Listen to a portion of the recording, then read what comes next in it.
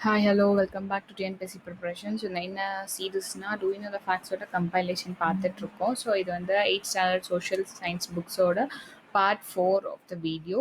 So இதில் என்ன பார்க்க போகிறோம் அப்படின்னா, ஸோ இந்தியன் ருப்பி நம்மளோட சிம்பிள் இருக்கு இல்லையா, ஸோ அந்த சிம்பிளை டிசைன் பண்ணது யார் அப்படின்னு பார்த்தீங்கன்னா விழுப்புரம் டிஸ்ட்ரிக்டை சேர்ந்த உதயகுமார் அப்படின்றவர் தான் வந்து, இவர் தான் வந்து டிசைன் பண்ணார். ஸோ இதை வந்து கவர்மெண்ட் ஆஃப் இந்தியா வந்து 15th ஜூலை 2010 வந்து அப்ரூவ் பண்ணியிருக்காங்க. Next inflation deflation. So inflation அப்படின்னா என்னன்னா ப்ரைஸ் ரைஸ் ஆகும். ஸோ நம்ம வாங்கக்கூடிய பொருட்களோட ப்ரைஸ் வந்து ரைஸ் ஆகிறனால மணியோட வேல்யூ வந்து குறையுது. பிகாஸ் இப்போ வந்து ப்ரைஸ் ரைஸ் ஆச்சு அப்படின்னா இப்போ ஒரு ஒரு ஒரு கிலோ ஆனியன் வந்து 10 ரூபாய் இருக்குது, ஒரு கிலோ ஆனியன் 20 ரூபாவா ரைஸ் ஆகும்போது நீங்கள் பணத்தை அதிகமாக கொடுத்து வாங்குற மாதிரி இருக்கும் பொருளை. ஸோ பணத்தோட மதிப்பு வந்து குறைஞ்சிருச்சு, கூட்ஸோட ப்ரைஸ் வந்து அதிகமாயிடுச்சு. ஸோ இது வந்து இன்ஃப்ளேஷன். ஸோ இதுக்கு ஆப்போசிட்டான சுச்சுவேஷன் நடக்கிறது தான் வந்து டிஃப்ளேஷன். ப்ரைஸ் வந்து குறையும், மணியோட வேல்யூ வந்து அதிகமாகும். நெக்ஸ்ட் வந்து டிமானடைசேஷன். ஸோ இது நம்ம எல்லாத்துக்குமே தெரிஞ்ச ஒரு விஷயம். ஸோ டிமானடைசேஷன் என்ன எப்போ அனௌன்ஸ் பண்ணாங்கன்றது மட்டும் தான் நம்மளுக்கு கொஷனில் கேட்கக்கூடிய possibility of question. 8th November 2016 date. Next வந்து டாக்ஸிலா. ஸோ டாக்ஸிலா வந்து Indian city, ancient Indian city, இப்போ வந்து நார்த் வெஸ்டர்ன் பாகிஸ்தானில் வந்து இருக்குது. ஸோ இது வந்து யுனெஸ்கோ ரெக்கக்னைஸ் பண்ண ஒரு heritage side, world heritage side 1980 வந்து ரெக்கக்னைஸ் பண்ணியிருக்காங்க. இது ஏன் அவ்வளோ ஃபேமஸ் அப்படின்னு பார்த்தீங்கன்னா, சாணக்கியா அவரோட புக்கை அர்த்த சாஸ்திராவை தான் இங்கே தான் வந்து கம்போஸ் பண்ணியிருக்காருன்னு சொல்கிறாங்க.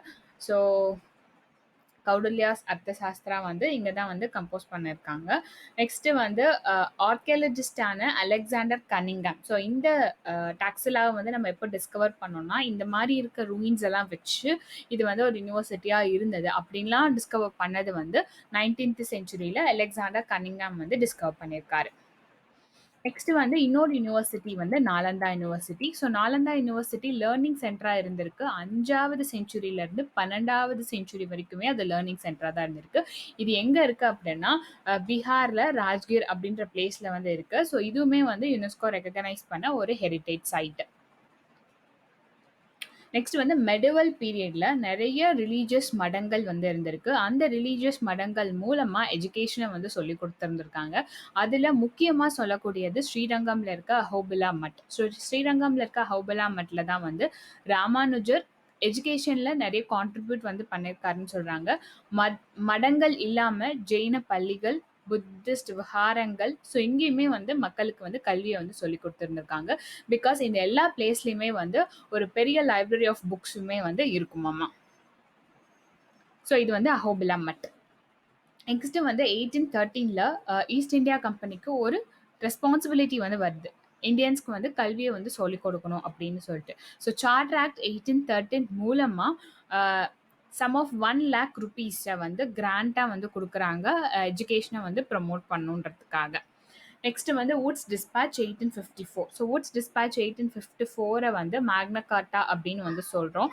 பிகாஸ் இதுக்கப்புறம் இருந்து தான், தட் மீன்ஸ் இந்த பாலிசியில இருந்து தான் வந்து மாசஸ், அதாவது மக்களுக்கு எஜுகேஷனை சொல்லிக் கொடுக்கணும் அப்படின்ற பிரிட்டிஷோட பாலிசி வந்தது. அதுக்கப்புறம் தான் ஸ்டேட்டோட எஜுகேஷனை கம்ப்ளீட்டாக கண்ட்ரோலில் எடுத்துக்கிட்டாங்க Britishers. So Indians ideals and கல்ச்சர்ஸ்லேருந்து வெளியே வர ஆரம்பிச்சுது. நெக்ஸ்ட் வந்து 1937 வர்தா ஸ்கீம் ஆஃப் எஜுகேஷன் ஒன்று வந்திருக்கு. ஸோ இது வந்து காந்திஜியோட ஒரு எஜுகேஷன் ஸ்கீம். ஸோ இதில் வந்து நான் வயலன்ஸை தான் வந்து ஒரு அடித்தளமாக வந்து வச்சுருக்காரு. பிகாஸ் ஃபியூச்சர் சிட்டிசன்ஸ்க்கு இந்த குவாலிட்டியை நம்ம கொண்டு வந்தோம்னா தான் சொசைட்டி வந்து நான் வயலண்ட்டாக இருக்கும் அப்படின்னு நினச்சாரு. ஸோ அவரோட எஜுகேஷன் சிஸ்டம் வந்து சுரண்டுதலையும் சென்ட்ரலைசேஷனையும் ஒழிக்கணும்னு நான் வயலண்ட் சோஷியல் ஆர்டரை உருவாக்கணும் அப்படின்றது தான் அவரோட தீம் ஆஃப் எஜுகேஷனாக வந்து இருந்தது. நெக்ஸ்ட் வந்து இண்டிபெண்டன்ஸ் ஆன அப்புறம் எஜுகேஷன் வந்து ஸ்டேட் சப்ஜெக்டாக இருந்தது. ஸோ ஸ்டேட் கவர்மெண்ட்ஸ் தான் வந்து அதில் வந்து லா எனாக்ட் பண்ணுறது, பாலிசி இம்ப்ளிமெண்ட் பண்ணுறது பண்ணிட்டு இருந்தாங்க டில் December 1976. அதுக்கப்புறம் எஜுகேஷன் கான்கரண்ட் லிஸ்ட்டாக வந்து மாறிச்சு. ஸோ போத் சென்டர் அண்ட் ஸ்டேட்க்கு வந்து அதில் வந்து பவர் இருக்குது. நெக்ஸ்ட் டாக்கால இருந்து வந்து முஸ்லிம். ஸோ இந்த முஸ்லிம் கிளாத் பார்த்தீங்க அப்படின்னா எகிப்தில் இருந்த மம்மீஸ்லாம் வந்து யூஸ் பண்ணிட்டு இருந்ததா வந்து சொல்கிறாங்க. ஸோ ரொம்ப ஃபைன் குவாலிட்டியாக இருக்கனால ஒரு 50 மீட்டர் தின் ஃபேப்ரிக்கை ஒரு குட்டி மேட்ச் பாக்ஸில் வந்து அரைக்கிற மாதிரி இதுக்கு அவ்வளோ தின் ஃபேப்ரிக் அப்படின்னு வந்து சொல்கிறாங்க. ஸோ அது வந்து முஸ்லிம் ஆஃப் டாக்கா. நெக்ஸ்ட் வந்து தாதாபாய் நவ்ரோஜி சொன்ன ட்ரெயின் தியரி. ஸோ நம்ம இந்தியன் பீப்புள்ஸ், இந்தியன் மக்கள் வந்து ஏழ்மைக்கு தள்ளப்பட்டதுக்கான காரணம் வந்து நம்மளோட ரிசோர்ஸஸை பிரிட்டிஷர்ஸ் வந்து எக்ஸ்ப்ளாய்ட் பண்ணது தான், அதனால தான் நம்ம வந்து ஏழ்மைக்கு தள்ளப்பட்டோம் அப்படின்னு வந்து சொல்றாரு. நெக்ஸ்ட் வந்து இண்டஸ்ட்ரீஸை வந்து கிளாஸிஃபை பண்றாங்க. On the basis of raw மெட்டீரியல்ஸில் கிளாஸிஃபை பண்ணோம்னா, இப்போ ஃபார் எக்ஸாம்பிள் நான் ஒரு இண்டஸ்ட்ரி வச்சு நடத்துகிறேன், அதுக்கு என்ன பொருளை உள்ளே கொண்டு வர அப்படின்றத பொறுத்து கிளாஸிஃபை பண்ணோம் அப்படின்னா, இப்போ அக்ரிகல்ச்சர் குட்ஸ் யூஸ் பண்ணோம்னா அக்ரோ பேஸ்ட், இல்லை மினரல்ஸ் யூஸ் பண்ணோம்னா மினரல் பேஸ்ட். அண்ட் இதை பொறுத்து அக்கார்டிங் டு த ரோல், என்ன ரோல் ப்ளே பண்ணுறோம், என்ன டைப் ஆஃப் ப்ராடக்ட் அது வெளியில் வருது அப்படின்றத பொறுத்து அது பேசிக் இண்டஸ்ட்ரியாக கீ இண்டஸ்ட்ரீஸாக வந்து கிளாஸிஃபை பண்ணுறாங்க. On the basis of ownership, யார் அந்த இண்டஸ்ட்ரியை ஓன் பண்ணுறாங்கன்றத பொறுத்து பப்ளிக் ஓன் பண்ணாங்கன்னா public sector, private sector, joint sector and cooperative sector. So அதை பொறுத்து பிரிக்கிறது வந்து இந்த 4 டைப். நெக்ஸ்ட் வந்து 2017 இன்டர்நேஷ்னல் மைக்ரண்ட் ரிப்போர்ட் அப்படின்னு சொல்லிட்டு வருது. அந்த ரிப்போர்ட்டை பேஸ் பண்ணி இன்டர்நேஷ்னல் மைக்ரண்ட்ஸ் அதிகமாக இருக்க கண்ட்ரி அப்படின்னு பார்த்தீங்கன்னா இந்தியா தான் அப்படின்னு சொல்கிறாங்க, ஃபாலோட் பை மெக்சிகோ. மைக்ரண்ட் அப்படின்னா இங்கேருந்து வெளியில் போகிறவங்க அதிகமாக இருக்காங்க இந்தியாவிலேருந்து அப்படின்னு சொல்கிறாங்க. அண்ட் அந்த ரிப்போர்ட்லேயே வந்து ஃபீமேல்ஸ் தான் வந்து அதிகமாக மைக்ரேட் ஆகுறாங்க இந்தந்த கண்ட்ரிலன்னு சொல்கிறது வந்து Europe, northern America, Oceania, Latin America, Caribbean, இங்கெல்லாம் வந்து ஃபீமேல்ஸ் வந்து அதிகமாக மைக்ரேட் ஆகுறாங்க. But Africa, Asia, western Asia பர்டிகுலராக இங்கே பார்த்தீங்க அப்படின்னா மேல் ஆண்கள் வந்து அதிகமாக மைக்ரேட் ஆகுறாங்க அப்படின்னு சொல்கிறாங்க. அண்ட் உலகத்திலே வேர்ல்டு வைட்லே வந்து மைக்ரன்ஸ், இன்டர்நேஷ்னல் மைக்ரன்ஸ் வந்து ஒவ்வொரு வருஷமும் இன்க்ரீஸ் ஆகிட்டே இருக்கு அப்படின்னு சொல்கிறாங்க.